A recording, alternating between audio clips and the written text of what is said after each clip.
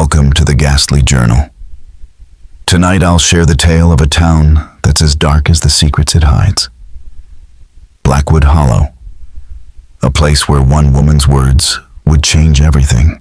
The gravel crunched beneath my tires as I made my way down the winding road to Blackwood Hollow. The trees surrounding the town seemed to lean closer with each mile, their branches stretching over the road like clawed fingers, as if trying to drag my car off the pavement. It was late September, and the forest was aflame with autumn hues of red and orange, the perfect setting for what I was about to uncover. As a journalist, I've made a career out of digging into the histories of small towns, uncovering their long-buried secrets. When my editor sent me to cover the strange happenings in Blackwood Hollow, I figured it would be another routine assignment. Talk to a few locals, write the story, and move on. But this time I was far from right. Please give me a like and subscribe so I can be motivated to create more great videos. The first glimpse I had of Blackwood Hollow came as I crested a hill. The town sat nestled in a valley, a mix of Victorian and colonial buildings surrounded by the ever-encroaching forest. On a hill at the center stood a grand mansion, dark windows staring down at the town like a silent sentinel. Even from a distance, I could feel the weight of history in that house, a place where wealth and power had flowed for generations. That was Lenley Manor, home to the founding Lenley family, and where the last of them, Evangeline Lenley, age 93, still lived. I checked into the Blackwood Inn, a small and cozy place run by a woman named Martha Reynolds. When she handed me the key, she looked at me with a sharp gaze. "You're here about Evangeline Lenley, aren't you?" she asked, her voice a low whisper. I nodded. "I heard she made a confession." Martha's hand shook slightly as she released the key. "We don't talk about that here. Not inside these walls. The town listens." It was an odd thing to say, but I'd heard stranger things in my line of work. I thanked her and went to my room, ready to unpack and begin my investigation. The room was small but comfortable, with floral wallpaper and a window that looked out over the town square. From my vantage point, I could see Lenley Manor looming in the distance, its silhouette cast in the long shadows of the setting sun. For a moment, I thought I saw a figure standing in one of the windows staring down at me. But when I blinked, the figure was gone. I spent the evening in the Crow's Nest, the local tavern, hoping to pick up some information. When I entered, the chatter died. Eyes followed me as I made my way to the bar. The bartender, a burly man with a thick beard, eyed me warily. "What'll it be?" he asked, his voice rough. "Whatever's on tap," I replied, settling onto a bar stool. "And maybe some info about Evangeline Lenley." The tavern fell silent again, and the bartender's expression hardened. "We don't talk about the Lenleys here," he said bluntly, sliding a pint of beer my way, "especially not after what happened last month." I took a sip, letting the bitterness settle in my mouth before speaking again. "I just want to understand what's going on. I heard Evangeline made some kind of confession." A woman sitting a few stools down leaned in, her silver hair and weathered face telling stories of years lived. "You want to know about the Lenleys?" she rasped. "I'll tell you, but not here. Meet me at the cemetery tomorrow at noon. I'll be visiting my husband's grave." Before I could ask her name, she left, her footsteps echoing in the stillness. The bartender muttered, "That's Eleanor Blackwood. She's been here her whole life. If anyone knows the truth, it's her. Her family founded the town with the Lenleys. Now she's the last of them, just like Evangeline is the last of hers." The rest of the night was spent watching the townsfolk speak in low whispers, their eyes glancing nervously in my direction. It was clear Evangeline Lenley's confession had shaken this town to its core. The next morning was gray and misty, the perfect atmosphere for a cemetery visit. I found Eleanor exactly where she said she'd be, standing before a marble gravestone. Richard Blackwood, it read, the years 1950-2020, etched beneath his name. My husband, Eleanor said softly, her back still turned. He always said the Lenleys would be the death of this town. Guess he was right? She turned to face me, her eyes red-rimmed, either from tears or sleepless nights, maybe both.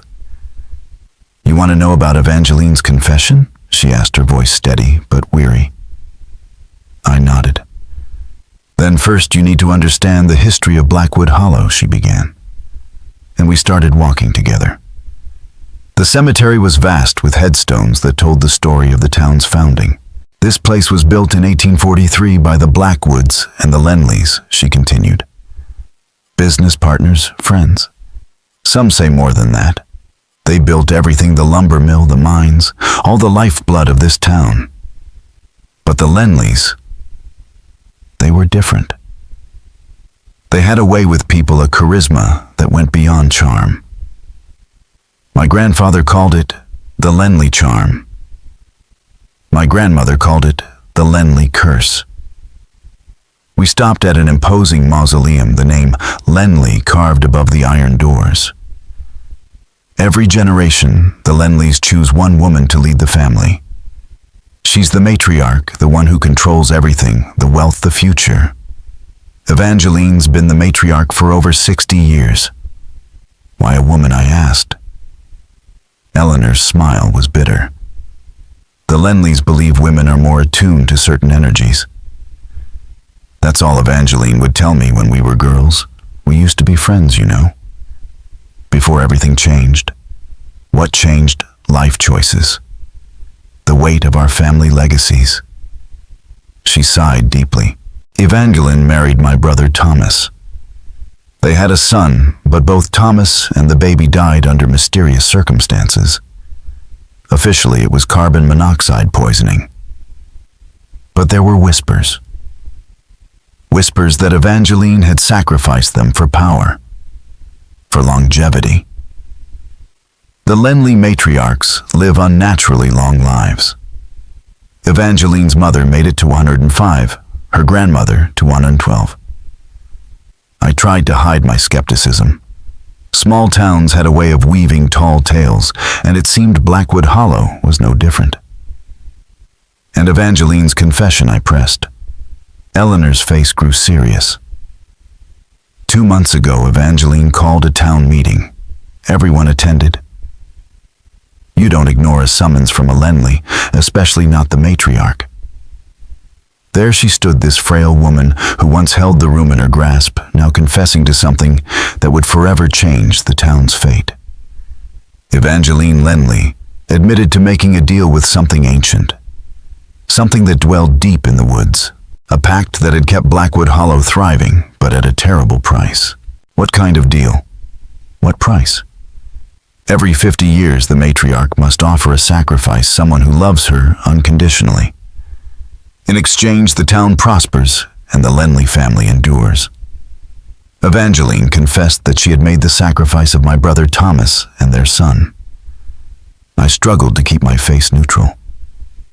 It sounded like the ramblings of an elderly woman losing her mind, yet people believed her. Eleanor's eyes blazed with anger.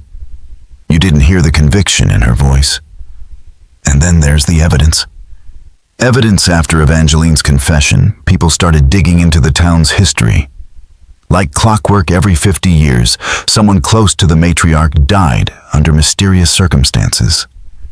And each time, the town boomed new businesses, richer mines, and faster-growing forests. She led me to a grave, unadorned and simple. My brother's. Evangeline said he volunteered, that he understood the importance of the sacrifice. She claimed he drank the poison willingly while their child slept in the next room, and then she gave the baby the same poison. Eleanor's voice faltered. She said she couldn't bear to separate them. Thomas wanted their son to be with him in whatever came next. I didn't know how to respond. It was a horrific accusation, one that should have sent Evangeline straight to prison. Why hasn't she been arrested? If she confessed, I asked. There's no evidence, Eleanor said coldly. Not after all these years. And Evangeline retracted her confession the next day, saying she was confused that her mind was slipping. The town's divided. Some believe her, others think she's just a senile old woman. Eleanor's gaze met mine, and I could feel the weight of decades of grief and suspicion pressing down. I believe the Lenleys have always had a darkness in them, and I believe my brother would never willingly leave me or this world. He had too much to live for. She glanced at her watch. I have to go. But if you want to understand what's happening here, you need to speak with Evangeline. She doesn't have many visitors these days, but she might make an exception for a journalist. Tell her Eleanor sent you. With that, she left me standing alone with more questions than answers. Later that afternoon, I drove up the winding road to Lenley Manor. Up close, the mansion was even more intimidating. An imposing Victorian structure with turrets and gables surrounded by immaculate gardens. Despite its grandeur, there was something stifling about it, as though the air itself was thicker here. I knocked on the massive oak door, expecting a butler or housekeeper. Instead, the door swung open to reveal a young woman in her 20s with dark hair and piercing blue eyes. "Can I help you?" she asked, her voice polite but cautious. "I'm here to see Evangeline Lenley." Eleanor Blackwood suggested I speak with her. The young woman's eyebrows lifted. "Eleanor sent you." "That's unexpected. I'm Rebecca Harris, Evangeline's caretaker. Come in. I'll see if she's receiving visitors today." I stepped into the grand foyer with its sweeping staircase and crystal chandelier. The interior was as impressive as the exterior, though there was a mustiness to the air as if the house hadn't been aired in years. Rebecca led me to a sitting room and gestured for me to wait. "I'll let Mrs. Lenley know you're here. Would you like some tea?" I nodded, and Rebecca disappeared into the next room. Left alone, I took in my surroundings. The sitting room was filled with antiques, an old grandfather clock that no longer ticked porcelain figurines gathering dust, and portraits of grim-faced ancestors. One painting caught my attention, a portrait of a woman who looked strikingly like Rebecca. The plaque beneath it read, "Josephine Lenley, Matriarch, 1843 to 1910. Rebecca returned with a tea tray. "Mrs. Lenley will see you now. She's having one of her good days, but please keep the visit brief. She tires easily." I followed Rebecca through a maze of corridors until we reached a sunroom at the back of the house. There, seated in a high-backed chair by the window, was Evangeline Lenley. Despite her 93 years, she still commanded the room. Her back was straight, her white hair meticulously styled, and her hands rested on the chair's arms like a queen on her throne. Her striking blue eyes, so familiar from the portraits, were fixed on me with unsettling intensity. "So she said, her voice stronger than I expected, Eleanor has sent a journalist to me." How very like her to try and force my hand. Rebecca set the tea tray down beside Evangeline. "Call if you need anything, Mrs. Lenley," she said, before leaving us alone. Evangeline gestured to the chair opposite her. "Sit. Tell me why you're really here." I sat feeling like I was being examined under a microscope. "I'm researching the history of Blackwood Hollow, and I've heard recent events have caused quite a stir in town." "You mean my supposed confession?" she asked bluntly. "The ravings of a senile old woman. Or so they say now." "And what do you say I asked?" Evangeline's lips twisted into a smile that didn't reach her eyes. "I say that truth is a dangerous thing in a town like this. People prefer their comfortable lies." She poured the tea with steady hands and offered me a cup, sugar milk just as it is. "Thank you." I accepted the cup. "A purist," she said approvingly. "I appreciate that. Now ask your questions. I know you have them."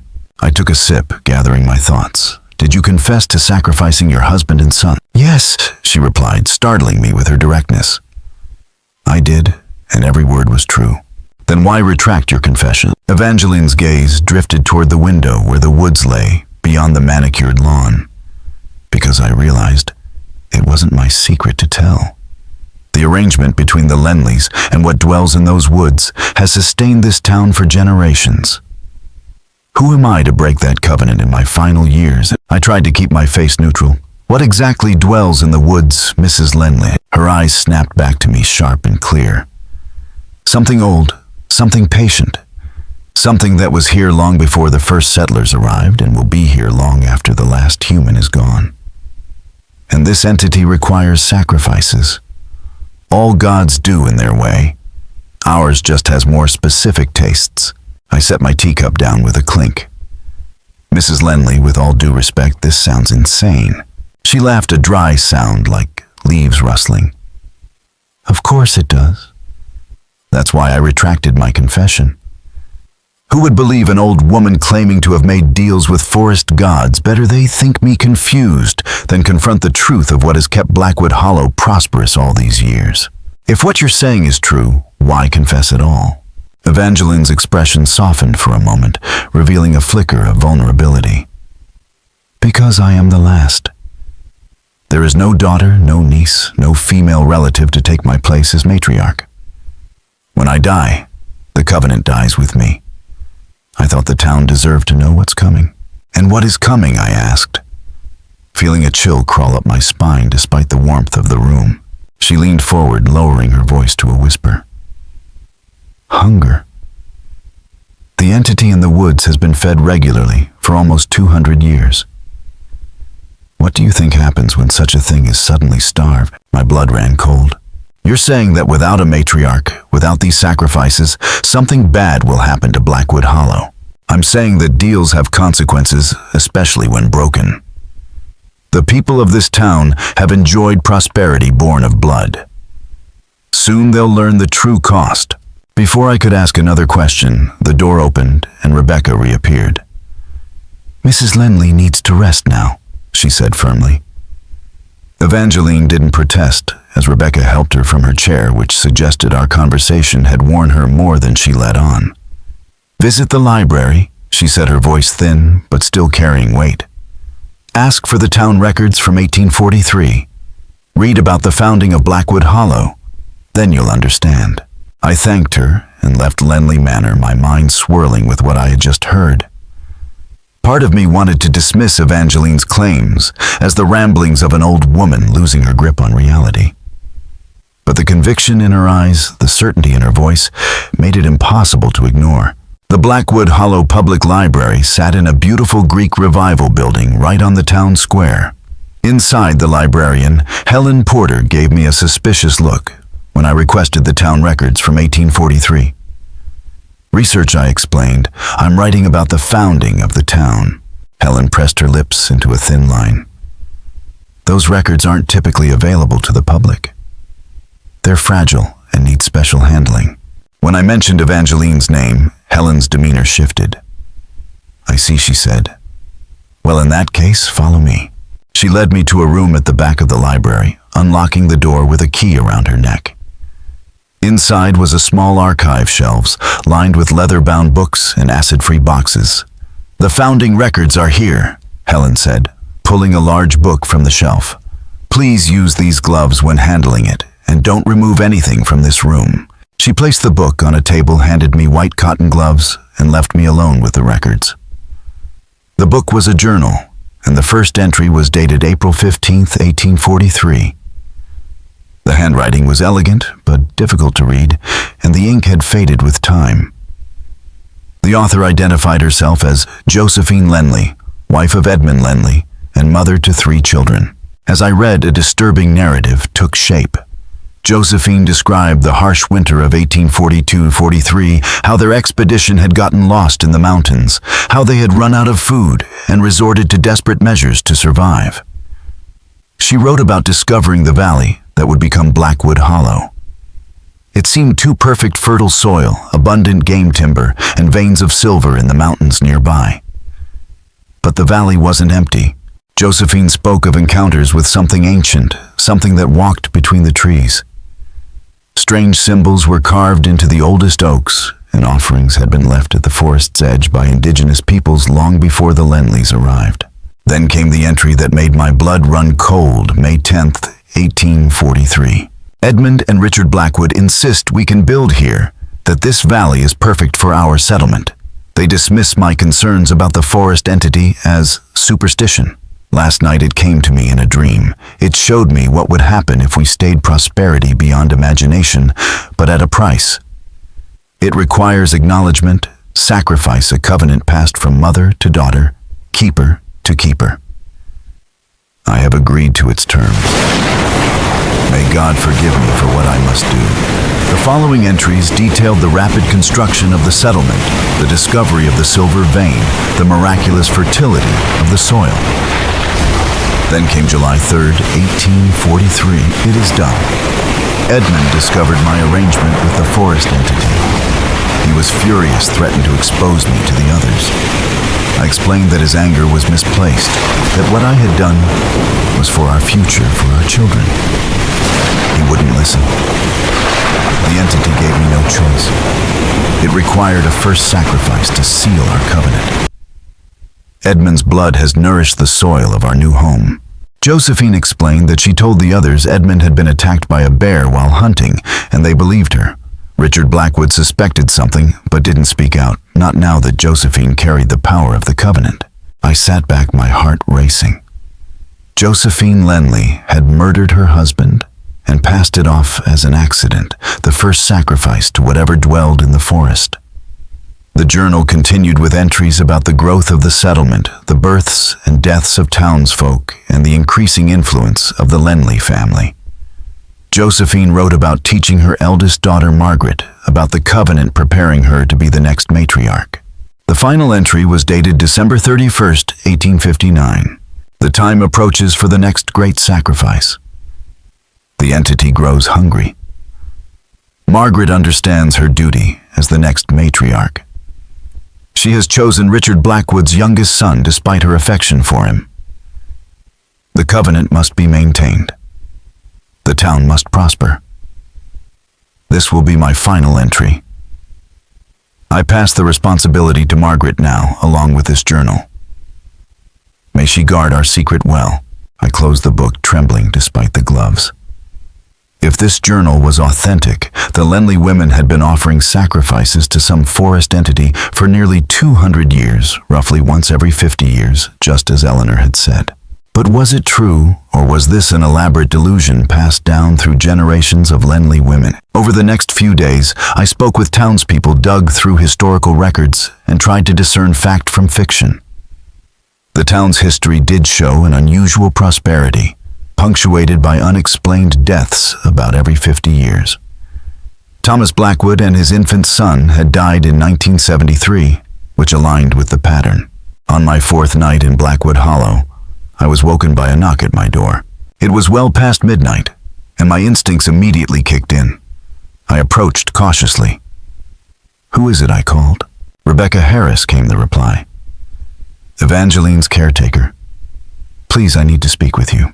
I opened the door to find Rebecca looking distressed, her hair disheveled as though she'd been running her hands through it repeatedly. "May I come in?" she asked, glancing nervously down the hallway. I stepped aside to let her in and locked the door behind us. "What's wrong?" "Evangeline is dying," Rebecca said without preamble. "The doctor gives her a few days at most. She's asking for you." "Me what?" Rebecca paced, her agitation palpable. "She says you need to understand before it's too late. She wants to show you something." "Show me what?" "I don't know, but she's insistent. And when Evangeline gets like this, it's better to just do as she asks." I checked my watch. It was nearly 1:00 a.m. "Can't this wait until morning?" Rebecca shook her head urgently. "No, it has to be now tonight." Her tone suggested there was more at stake than concern for her employer. I grabbed my jacket and followed her out.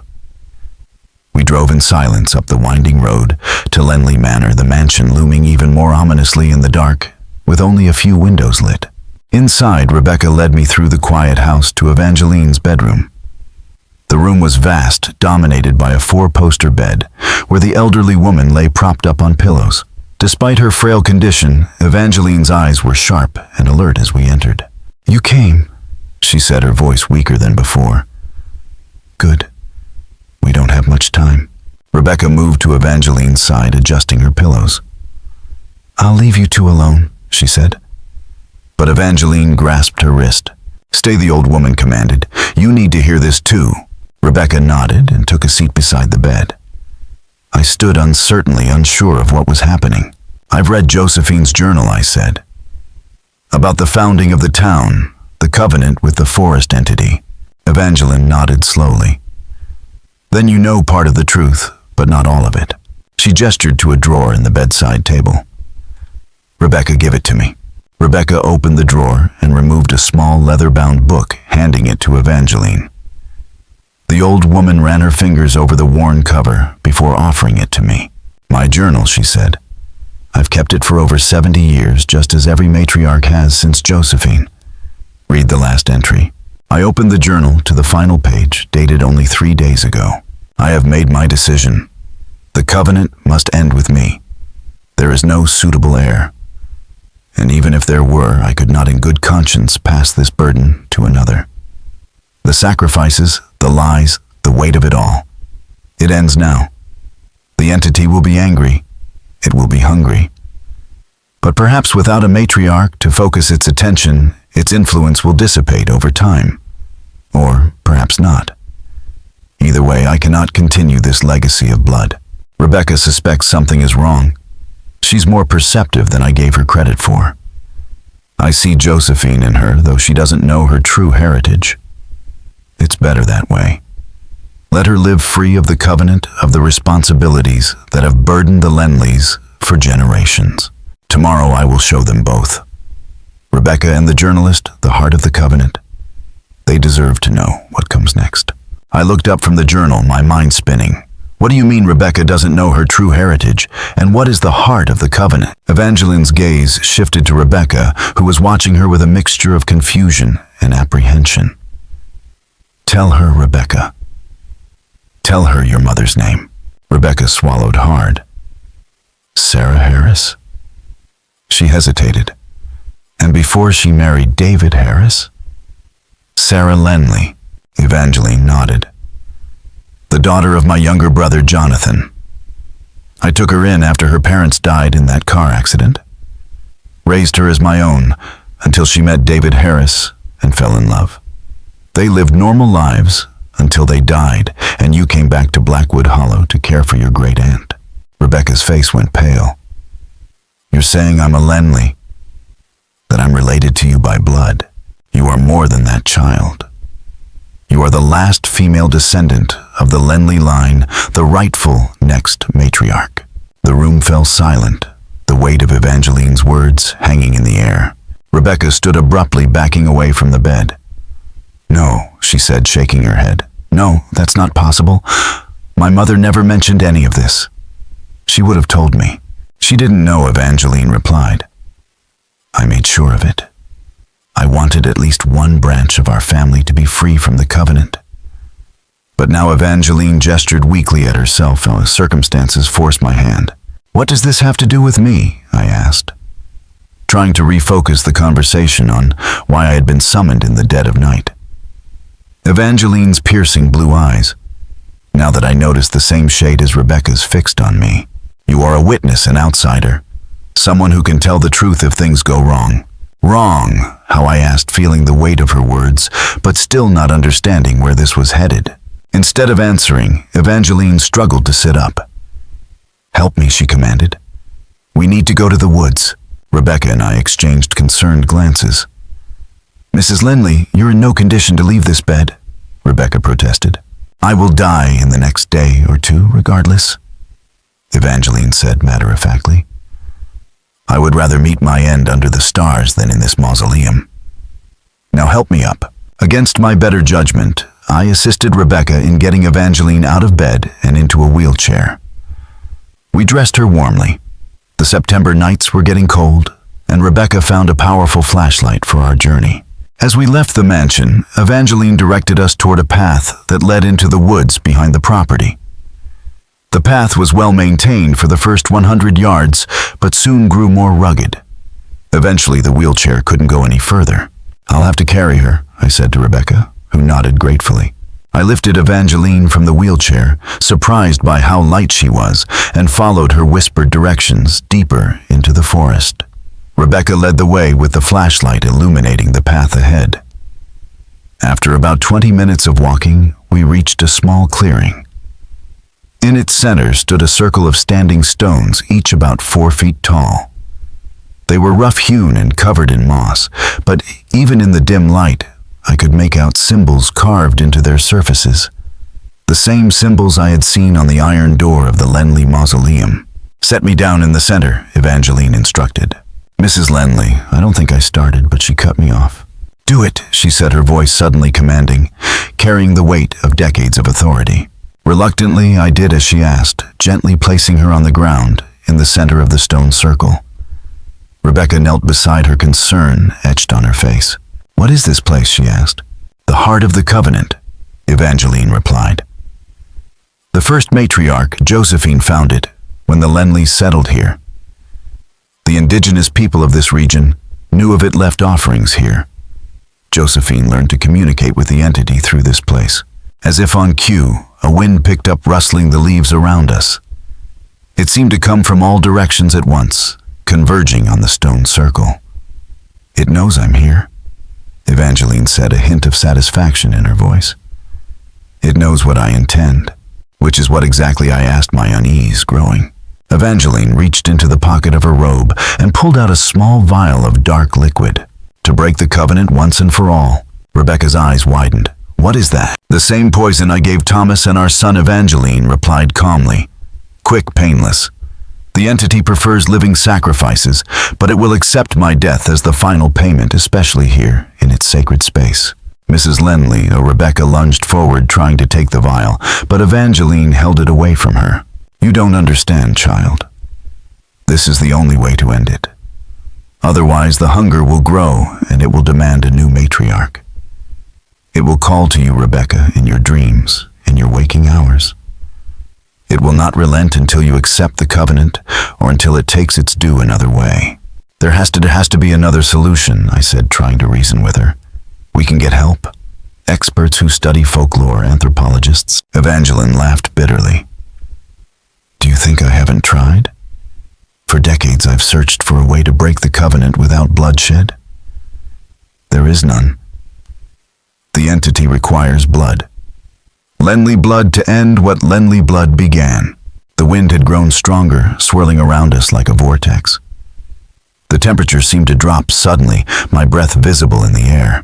"It's coming," Evangeline whispered, a mix of fear and resignation in her voice. "Rebecca, you must decide.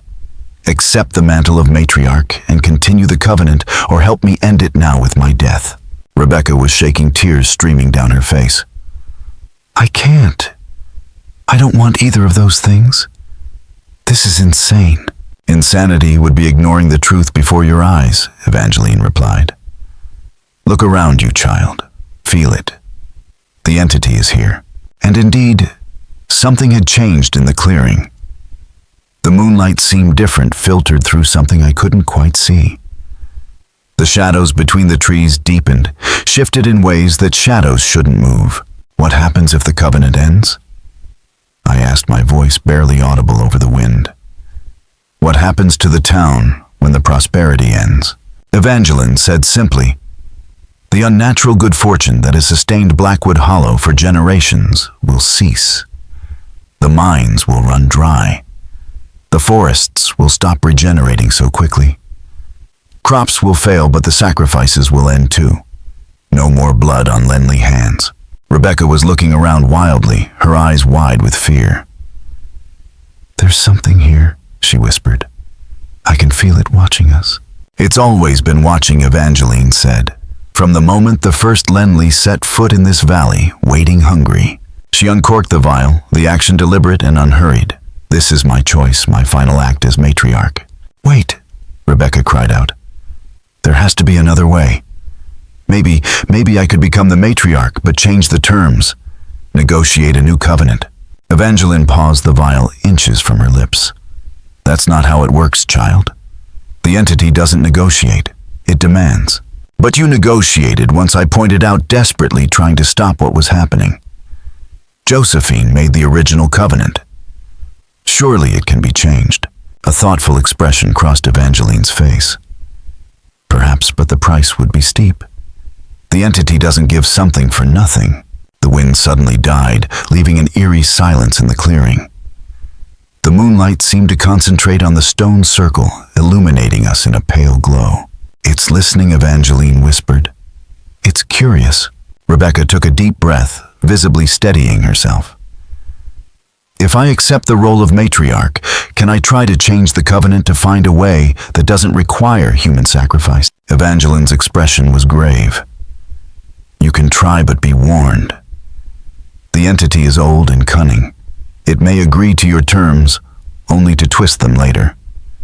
And once you accept the mantle, you are bound to it for life. How would I even do this? Rebecca asked. How does one become the matriarch? Blood recognizes blood, Evangeline replied. Take my hands. If you truly wish to accept this burden, the transfer will happen naturally. Rebecca hesitated, looking from Evangeline to me and back again. If I do this, will you promise not to take that poison, to let nature take its course? Evangeline considered this for a moment, then nodded. I promise, but know that when I die, the entity's full attention will turn to you. You will have to be strong. With trembling hands, Rebecca reached out and clasped Evangeline's wrinkled fingers in her own. For a moment, nothing happened. Then slowly, a change came over both women. Evangeline seemed to diminish somehow, becoming smaller, frailer, as if something vital was leaving her. Rebecca, on the other hand, straightened her eyes, widening as if seeing something for the first time. I can feel it, she whispered, her voice filled with wonder and terror. The connection, the covenant, it's like a living thing inside me. Evangeline nodded weakly. The burden passes to you now. The responsibility, the power. Use it wisely, Rebecca Lenley. Remember why you accepted it. I watched in stunned silence as Rebecca helped Evangeline to her feet. The old woman could barely stand, leaning heavily on her great niece. Take me home, Evangeline said, her voice barely audible. I've done what I came to do. The journey back to the mansion was slow and difficult. By the time we reached Evangeline's bedroom, the sky was beginning to lighten with the first hints of dawn. I helped Rebecca settle Evangeline into her bed. The old woman now seemed on the very edge of life. Stay, Evangeline whispered to me as Rebecca went to call the doctor. There's something you need to know. I leaned closer to hear her fading voice. I lied, she said, a ghost of a smile on her lips. About Thomas and our son. I didn't sacrifice them. They really did die of carbon monoxide poisoning.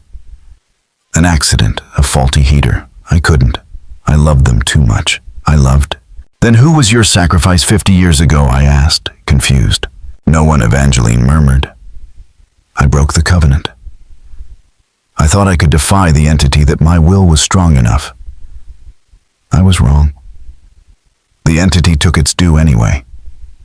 3 children disappeared from Blackwood Hollow that summer. Their bodies were never found. The entity was sending me a message. Defy the covenant and innocence pays the price. Horror washed over me as I realized the implications. You're saying that if the covenant isn't maintained, the entity takes what it wants. Indiscriminately, cruelly. Evangeline's eyes, now clouded with approaching death, fixed on mine. That's why I needed Rebecca to accept the mantle. She has a chance to find another way to negotiate new terms. She's young, clever, stronger than I ever was. And my role in all this? Why show me? Someone needs to tell the story. The truth. About the Lenleys, about Blackwood Hollow, about what lives in these woods. Her hand, cold and light as a bird's wing, grasped mine. Promise me. Whatever happens, tell the truth. I nodded, though I wasn't entirely sure what the truth was anymore. Evangeline Lenley died the following morning, slipping away peacefully in her sleep. The town mourned her passing with a grand funeral, one befitting the last of the founding family and a beloved figure of the community.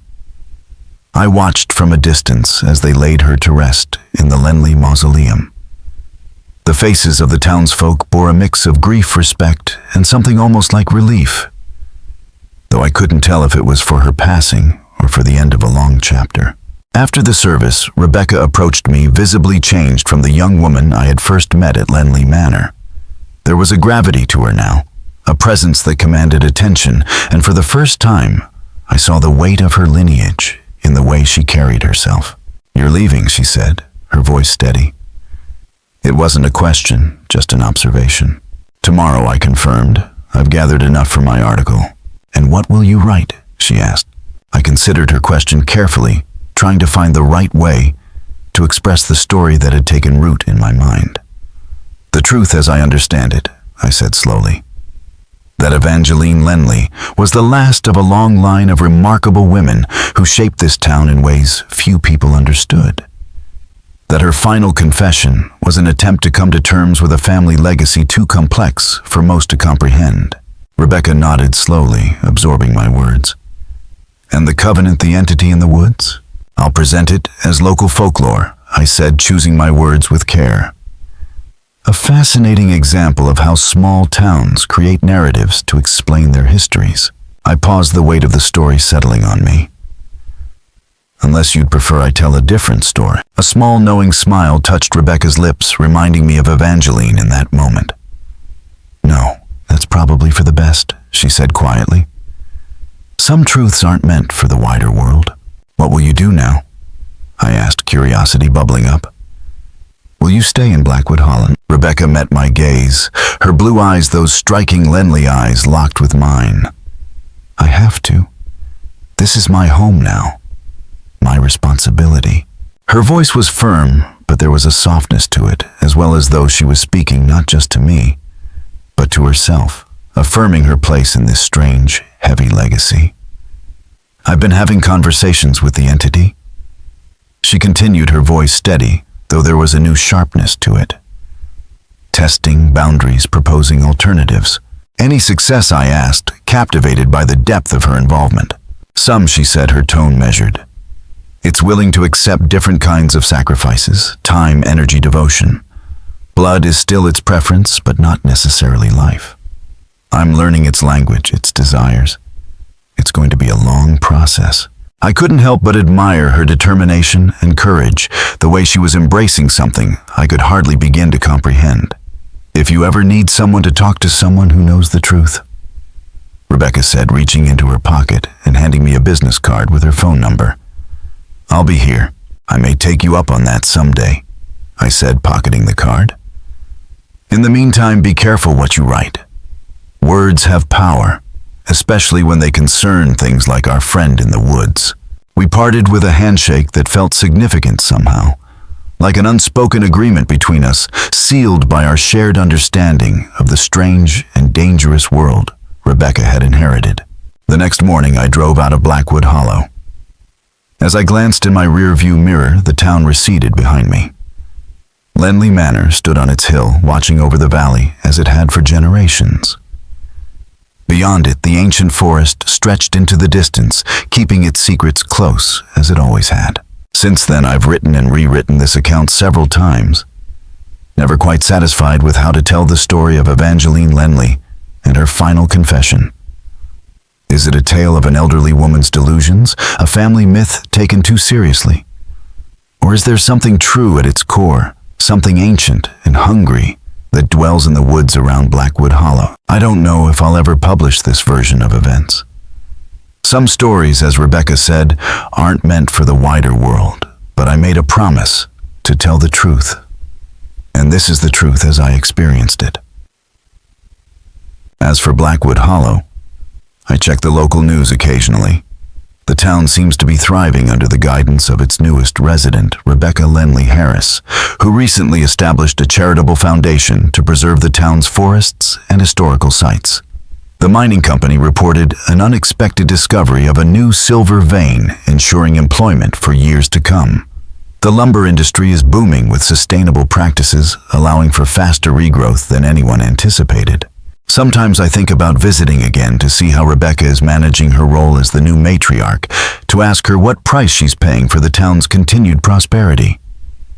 But then, I remember the feeling in that stone circle, the sense of something ancient, something other watching from just beyond the edge of perception, and I decide to stay away. Some covenants once witnessed are better observed from a distance. Thank you all very much for watching my video until the end. I sincerely appreciate it, and I look forward to seeing you in the next video.